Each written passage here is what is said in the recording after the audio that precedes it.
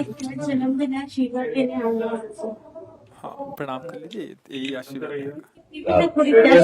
पीठ में दर्द है तो डॉक्टर बाबा जी इसको क्या करे? ये बाबा जी क्या करे? जैसे किसी को रोग है, किसी को दर्द है, तो डॉक्टर के पास जाए। आशीर्वाद दीजिए, ठीक है। आशीर्वाद से नहीं ठीक होता। देखो बस वही समझ में नहीं आता, इसी भटकाओं में सब भटक रहे हो। कोई जंतुर बांधेगा, कोई आशीष, इसीलिए तुम सब अच्छे कर्म करो।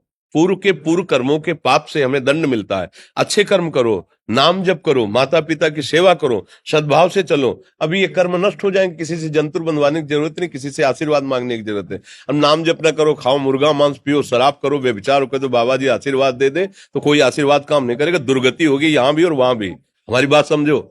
अब जरूर बुरा लगता है, सत्य विषय बुरा लगता है, पर अगर बच्चा सावधान हो जाओगे तो सुखी हो जाओगे। कोई भी हो, हम किसी एक के लिए बात नहीं करते, सबके लिए करते हैं। सब भागते हैं इस बात में कि बाबा जी आशीर्वाद दे, रोग रहित हो जाओ। कभी नहीं होगा, कभी नहीं होगा। तुम्हारे आचरण ठीक होंगे तब तुम्हारा सब काम बनेगा। हाँ, अब देखो ना, खा रहे हैं जीवों को उबाल उबाल करके मांस, पी रहे हैं शराब, कर रहे हैं बेविचार, बुद्धि भ्रष्ट होगी और नष्ट होना पड़ेगा, क्योंकि आचरण गलत है। कोई आशीर्वाद किसी का काम नहीं करेगा।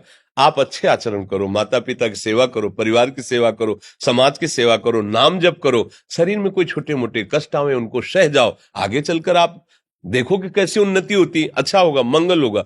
इस ब्रह्म में ना रहना, किसी के आशीर्वाद से कुछ हो जाता है। हम आपको पक्की बात बताते हैं कि आज बाबा के यहाँ गए थे यार, पीठ में दर्द कम हो गया। ये तुम्हारा पुण्य लग गया, पुण्य बन गया, तुम्हारा कर्म। तुम आए ना यहाँ, तो जो जो पाग आगे धरे कोटिन यज्ञ समान, साधु दर्शन के लिए भाव से आए तो तुम्हारा वो रोग नष्ट हो गया। तुम्हारे कर्म से नष्ट हुआ, तुम सत्कर्म किए ना, उससे कर नष्ट हुआ। बात समझो बच्चा, आप हमारे घर के हो सब। आशीर्वाद देने से हम कई बार कहा कि अगर तुम सुखी हो जाओ तो हम किसी से न मिले, चुपचाप अपने कमरे में बैठे केवल आशीर्वाद देते रहे सबको। लेकिन नहीं सुखी होगे। सुखी होगे तुम अपने कर्म से। को न काहू के सुख दुख कर दाता, और निज कृत कर्म भोग सुन भ्राता। हे भाई, अपने कर्म का भोग ही आपको भोगना पड़ेगा। कोई भी तुम्हारे कर्म को नहीं मिटा सकता, एकमात्र भगवान।